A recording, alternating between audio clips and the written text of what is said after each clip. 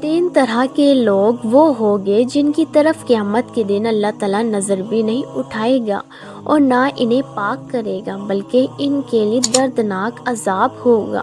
ایک وہ شخص جس کے پاس رستے میں ضرورت سے زیادہ پانی ہو اور اس نے کسی مسافر کو اس کے استعمال سے روک دیا۔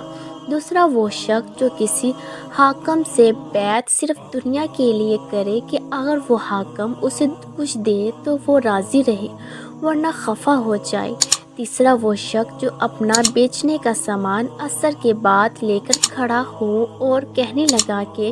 اس اللہ کی قسم جس کے سوا کوئی سچا معبود نہیں، مجھے اس سامان کی قیمت اتنی مل رہی تھی۔ اس پر ایک شخص نے اسے سچا سمجھا اور اس کی بتائی ہوئی قیمت پر اس سامان کو خرید لیا۔ پھر آپ نے اس آیت کی تلاوت کی، ترجمہ: جو لوگ اللہ کو درمیان میں دیکھ کر اور جھوٹی قسمیں کھا کر دنیا کا تھوڑا سا مال مول لیتے ہیں، آخر تک